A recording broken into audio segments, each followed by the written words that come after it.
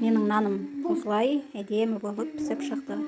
Міне мұнда гүл нанымыз әдемі көтеріліп шыққан.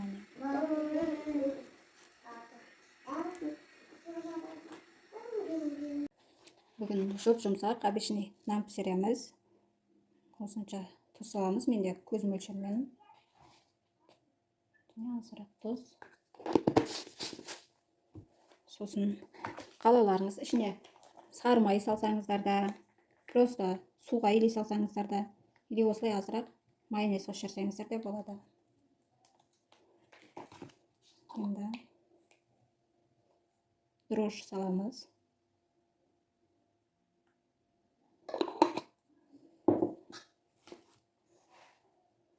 Жылы суымызды құямыз.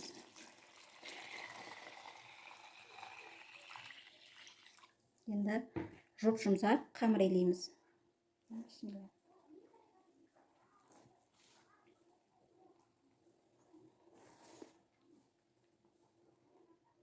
Мен негізі көбіне осылай бір қолмен ашытамын. Әркім әртүрлі ғой. Біреулер екі қолмен ашытады. Жақсылап жұмсақ қамыр илейміз.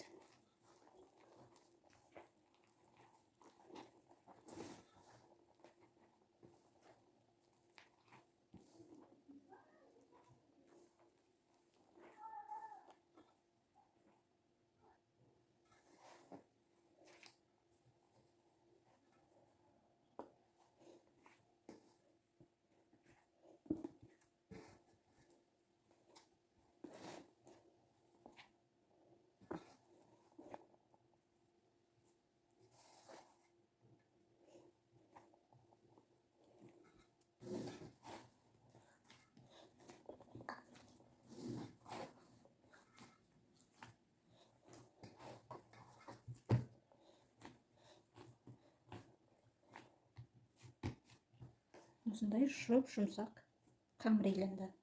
Енді жылы жерге 1-2 сағатқа бетін жауып қоямыз. Қамырым осылай әдемі болып көтеріліп шықты. Енді зуала қып кесіп қоямыз.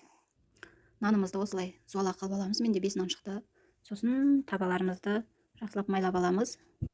Осылай нанымызды салып шығамыз. Енді сәндеміз домалақтап.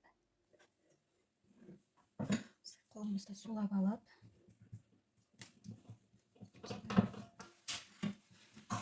домалақтап шығамыз.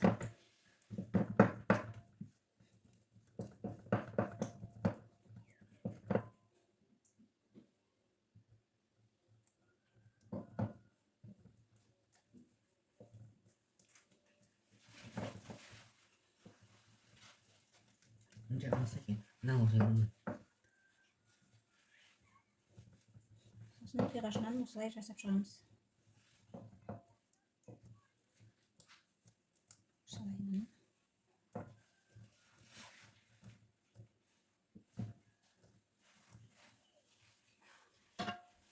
Бетіне жұмыртқаны ағы мен сарысын араластырып жіберіп, жағып қоямыз.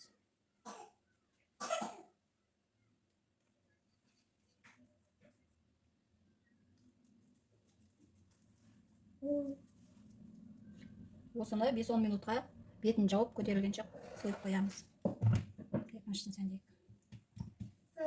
Бұны гүл қыламыз.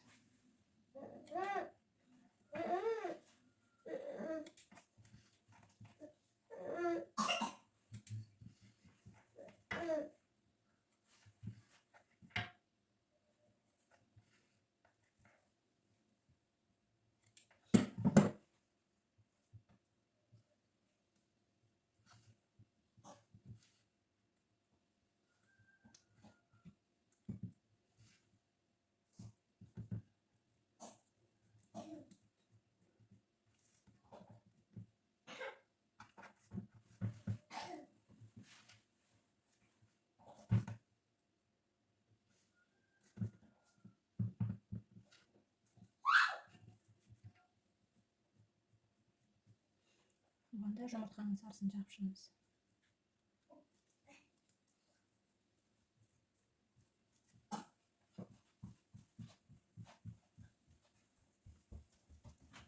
Бұны да 10 минутқа бетін жауып қойып қоямыз көтерілгенше. Сосын қызып тұрған пеште пісіріп аламыз.